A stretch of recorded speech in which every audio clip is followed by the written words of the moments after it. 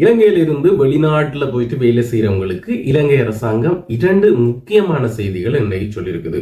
இந்த முக்கியமான செய்திகள் என்னென்னு பார்த்தீங்கன்னு சொன்னால், ஒன்று வந்து இலங்கையிலிருந்து நீங்கள் இலங்கை வெளிநாட்டு வேலைவாய்ப்பு பணியத்தினூடாக பதிவு செய்து சட்ட ரீதியாக நீங்கள் வெளிநாடு போய் வேலை செய்யும் போது இறப்பு, அதாவது மரணம் ஒன்று நிகழும் பட்சத்தில் உங்களோட குடும்ப உறவுகளுக்கு அல்லது நீங்கள் சிபார்சு செய்கின்ற நபருக்கு கொடுக்கப்படுகின்ற உதவித்தொகை வந்து அதிகரிச்சிருக்குது. அதோட அடுத்த என்ன விஷயம்னு பார்த்தீங்கன்னு சொன்னால், இந்த வெளிநாடுகளுக்கு வேலைவாய்ப்புக்கு அனுப்புவதாக கூறி பொய்யான முகவர்கள் பணங்களை வாங்கி ஏமாற்றுதல், வெளிநாடுகளில் கொண்டு போய் ஆழ்கடத்தல் வேலை செய்வது தொடர்பான முழு பிரச்சனைகளையும் பார்ப்பதற்காக இலங்கை காவல்துறை, அதாவது போலீசார் 16 பேர் கொண்டு ஒரு விசேட குழு ஒன்று அமைக்கப்பட்டிருக்குது. அவங்க 18/9/2025 அவங்களோட செயற்பாட்டை ஆரம்பிச்சிருக்காங்க எனவும், இவங்களின் ஊடாக இலங்கை நாட்டுக்குள்ள இருக்கிற போலியான முகவர்கள், போலியாக ஏமாற்றி பணம் பறிப்பவர்கள், ஆழ்கடத்தல் செய்வர்கள், முக்கியமாக பார்த்தீங்கன்னு சொன்னால் ஓமான்ல அநேகமாக நடக்கிற விஷயம், இங்கிருந்து விசால ஆட்கள் எடுத்து அங்கு ஏமாற்று நடவடிக்கைகள் நடந்திருந்தது. ஸோ இவங்களை எல்லாம் பிடிக்கிற முகமாக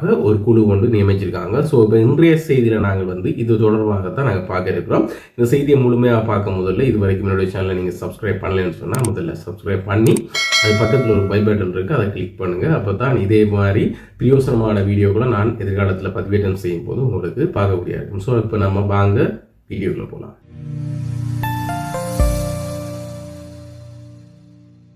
அதாவது இலங்கை அரசு இலங்கை நாட்டில் இருக்கிற ஒருவர் வந்து வெளிநாட்டில் போய் வேலை செய்யும் போது அவருக்கு வேலை செய்கிற தருணத்தில், உதாரணத்துக்கு பார்த்தீங்கன்னு சொன்னால் திங்கட்கிழமை வேலையை போகிறாருன்னு சொன்னால் 8 மணிலேருந்து பின்னர் 4 மணி வரைக்கும் அவருக்கு வேலை வேலை டைம். அந்த டைமுக்குள்ள அவருக்கு உயிருக்கு ஒரு ஆபத்து ஏற்படும்னு சொன்னார். இப்போ வேலை லீவான நாட்களில் அவர் போயிட்டு எங்கேயாவது வம்புக்கு போயிட்டு தேவையில்லாத பிரச்சனையை பார்த்துட்டு வந்து அவருக்கு உயிர் ஆபத்துன்னு சொன்னால் இலங்கை அரசாங்கம் பொறுப்பெடுக்காது. அதே மாதிரி இலங்கை வெளிநாட்டு வேலைவாய்ப்பு பணியகம் இதற்கு எந்தவித சாங்ஷனும் பண்ணாது பணத்தை. ஆனால் அவர் வேலை செய்து கொண்டிருக்கிற சந்தர்ப்பத்தில் அவருக்கு வேலை தொடர்பாக ஏதேனும் இடர் ஏற்பட்டு உயிர் ஆபத்து ஒன்று அங்கே நிகழ்வாக இருந்தால் வழமையாக இலங்கை அரசாங்கம் இந்த உதவித்தொகை செய்கிறது.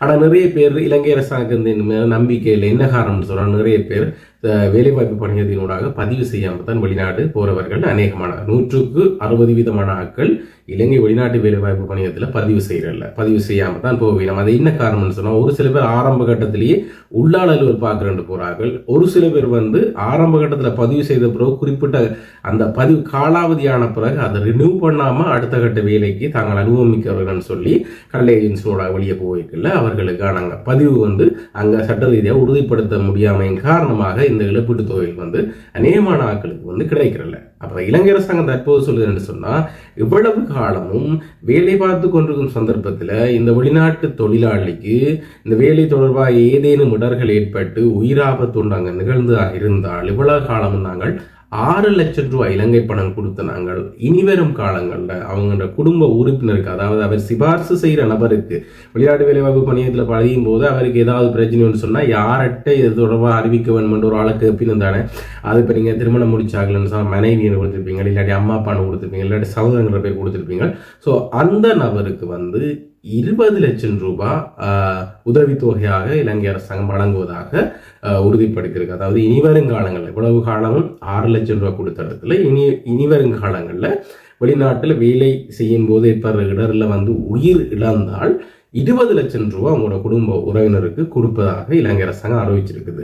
ஆனால் இப்போ இந்த 20 லட்சம் கொடுக்குறதுக்கு என்ன பிரச்சனை? அங்கே நான் இப்போ ஏற்கனவே இந்த செய்தியில் சொன்ன மாதிரி நீங்கள் வந்து சட்ட ரீதியாக வெளிநாட்டு வேலைவாய்ப்பு பணியத்தில் பதிவு செய்திருக்கணும். அப்போ இப்படி ஒரு அங்கே கேள்வி வரும்போது தான் இதுக்கென்று இது மட்டுமல்லாமல் இப்போ வெளிநாட்டுக்கு ஆள் கடத்துதல். இப்போ நான் ஓமானில் போயிட்டு பார்த்தீங்கன்னு சொன்னால் இங்கேருந்து பெண்களை வந்து விசிட் விசாவில் சொல்கிறது உள்ளாளல் பார்த்துன்னு சொல்லி விசிட் விசாவில் எடுத்து அங்கே ஒரு ஒப்பீஸ் வச்சு அங்கேருந்து மாதம் ஒவ்வொரு வீட்டுக்கு வேலைக்கு அனுப்பி சம்பளத்தை எடுக்கிறது, ஐடி கார்டு அடிக்கிறதில்ல போட்டு சித்திரவப்படுத்துறது, 2 வருஷத்துக்கு பிறகு வந்து அங்கே கராம் சல்லியை கட்டிட்டு போகாதுன்னு சொல்லி நிறைய டார்ச்சர் நடக்கிறது.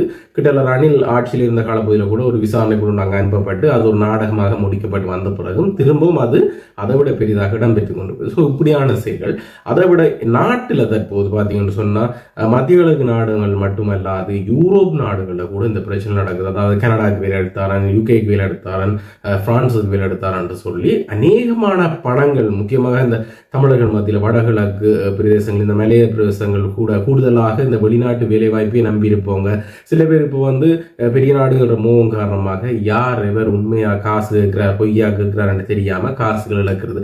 ஸோ இவங்க எல்லாரையும் ஃபுல்லாக ஆராய்ந்து எது இங்கே பதிவு செய்தது, எது பதிவு செய்யலை, உண்மையாக செயற்படுறாங்களா பொய்யா செயற்படுறாங்களான்னு சொல்லி தகவல்களை விலாவாரி அறிஞ்சு அவங்களை கைது செய்வதற்குரிய நடவடிக்கை முழு உரிமையும் அவங்க அந்த 16 போலீஸ் உத்தியோகர்களுக்கு வழங்கப்பட்டிருக்கு. அதாவது வெளிநாட்டு வேலைவாய்ப்பு தொடர்பாக இடம்பெறுகின்ற மோசடிகள் சகலதையும் விசாரித்து ஆராய்ந்து கைது செய்து அதுக்குரிய சட்ட நடவடிக்கை எடுப்பது தொடர்பான முழு உரிமையும் இந்த குழுவுக்கு வழங்கப்பட்டிருக்கு. ஸோ அப்போ நீங்கள் இனிமேல் இல்லை நாங்கள் வெளிநாட்டுக்கு பதியாக போனாங்களுக்கு என்னென்ன நடக்கும்னு சொன்னால் இதுவரைக்கும் அப்படி ஒன்றும் இல்லை. நீங்கள் லீவில் போகிற டைமில் தயவு செய்து இலங்கை வெளிநாட்டு வேலைவாய்ப்பு பணியத்தில் போயிட்டு நாங்கள் பதிவு செய்யணும், நான் இந்த நாட்டில் வேலை செய்கிறேன், இப்போ லீவில் வந்திருக்கேன், நாங்கள் கட்டாயம் பதிவு செய்யணும்னு சொல்லி உங்களோட பதிவை உறுதிப்படுத்திட்டு நீங்கள் வெளிநாட்டுக்கு திரும்ப வாங்க. அதே வேளை இப்போ இந்த செய்தி பார்க்கக்குள்ள கூட நிறைய பேர் பணத்தை ஏஜென்சியில கட்டிட்டு இருப்பீங்க. கட்டாயம் உங்களோட பணத்தை கட்டி நீங்கள் வெளிநாட்டுக்கு உழைக்க போறீங்க. தற்சமயம் எங்களை குடும்பத்துக்காக போகிறோம், உங்களுக்கு ஒன்று நடந்துன்னு சொன்னால் எங்களோட குடும்பத்துக்கு ஏதாவது ஒரு முறையில் சரி எங்களால் இயன்ற உதவி வந்து அரசாங்கத்தோட பெற்றுக் கொடுப்பேன்னு சொன்னால் தயவு செய்து கட்டாயம் இப்போ கூட உங்களோட பாஸ்போர்ட் டிக்கெட்டுகள் எடுத்துக்கொண்டு போய் இலங்கை வெளிநாட்டு வேலைவாய்ப்பு பணியத்தால் பதிவு செய்த ஏஜெண்டால் தரப்பட்ட ஏதாவது அத்தாட்சி பத்திரம் வைப்பினா அது உண்மையான நீங்கள் வெளிநாட்டு வேலைவாய்ப்பு பணியத்துக்கு உறுதிப்படுத்திக் கொள்ளுங்க. உங்களோட ஒவ்வொரு மாவட்டத்திலையும் பிரதான கிளை இருக்கும். கொழும்பு இல்லாட்டி கொழும்புல நிற்கிறீங்கன்னு சொன்னால் கொழும்பு பிரதான கிளையில் போயிட்டு நீங்கள் தொடர்பாக விசாரித்து கொள்ளலாம். இதை எல்லாத்தையும் உறுதிப்படுத்தின பின்னர் கரெக்டாக நீங்கள் வெளிநாட்டுக்கு போங்க. வெளிநாட்டில் இருக்கிறவங்களுக்கு நீங்கள் நேரடியாக நான் கீழே டிஸ்கிரிப்ஷனில் வந்து வெளிநாட்டு வேலைவாய்ப்பு பணியோட ஓசிஸ் நம்பர் தாரன், அதே போல் ஹொட்லைன் நம்பரும் தாரன். நீங்கள் அந்த நம்பருக்கு அடித்து உங்களை கன்ஃபார்ம் பண்ணிக்கலுங்க நீங்கள் பதிவு செய்திருக்கீங்களா இல்லையான்னு சொல்லி. அப்படி இல்லைன்னு சொன்னால் நான் சொன்ன மாதிரி லீவில் வர சந்தர்ப்பத்தில் நீங்கள் வந்து வெளிநாட்டு வேலைவாய்ப்பு பணியத்தில் போயிட்டு உங்களோட பதிவை வந்து உறுதிப்படுத்திக் கொள்ளுங்க கட்டாயம். அப்போ இன்றைய செய்தியில் நான் சொன்ன விஷயம் உங்களுக்கு புரிஞ்சிருக்க மாட்டேங்கிறேன். இந்த செய்தியை பார்க்குறவங்க உங்கள் உறவினர்களுக்கு கட்டாயம் கையோடு ஷேர் பண்ணி கொடுங்க. முக்கியமான இந்த 2 விஷயம். ஒன்று வந்து நீங்கள் கட்டாயம் வெளிநாட்டு வேலைவாய்ப்பு பணியத்தில் பதிவு செய்து போகணும். அப்போ தான் உங்களுக்கு இதுவரை காலமும் வேலை செய்யும் போது ஏற்படுற இடரின் காரணமாக ஒரு இறப்பு அங்கே நிலவும் பட்சத்தில் உங்களோட குடும்பத்துக்கு வந்து 6 லட்சம் வழங்கப்பட்ட தொகை இனிமேல் வந்து 20 லட்சம் ரூபாவாக 2 மில்லியன் ரூபாய் 20 லட்சம் ரூபாவாக வழங்கப்படும் என்று.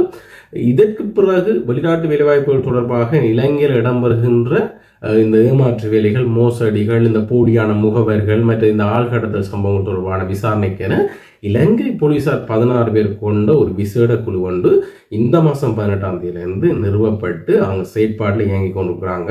அவங்களோட கண்டாக்ட் நம்பர் கூட வேணுமென்னு சொன்னால் நான் உங்களுக்கு கீழே டிஸ்கிரிப்ஷனில் கொடுப்பேன்.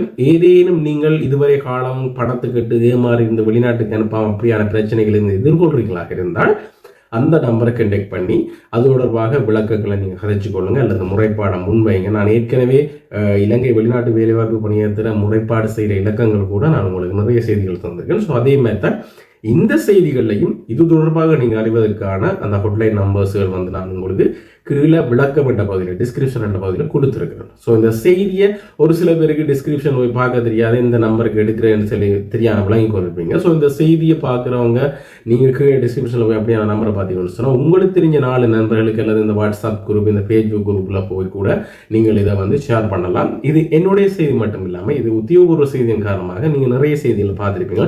ஸோ அந்த செய்தியை கூட இந்த வெளிநாட்டில் இருக்கிற உங்களோட உறவுகள் நண்பர்களுக்கு நீங்கள் நிறைய குரூப் வச்சுருப்பீங்க. உங்களோட ஊருக்கு ஒவ்வொரு குரூப், உங்களோட பிரதேசத்துக்கு ஒவ்வொரு, உங்களோட சமூகத்துக்கு ஒரு குரூப் வச்சுருப்பீங்க. இந்த குரூப்புகளில் நீங்கள் போய்ட்டு அதுகளை கட்டாயம் நீங்கள் பகிர்ந்து விடுங்க. அப்போ தான் அது 4 பேருக்கு போய் சேரும். ஸோ இந்த 2 செய்தியும் வந்து உண்மைக்குமே இலங்கை வாழ் வெளிநாட்டு தொழிலாளர்களுக்கு மிக மிக முக்கியமான செய்தி. அதே போல் இலங்கையில் இருக்கிற வெளிநாடு போக இருக்கிறவங்களுக்கு மிக மிக முக்கியமான செய்தி. ஸோ இந்த செய்தியை பார்த்தவங்க உங்களோட உறவு நண்பர்களை கையோட ஷேர் பண்ணி விட்டுருங்க. இதே மாதிரி மீண்டும் ஒரு வீடியோவில் சந்திப்போம்.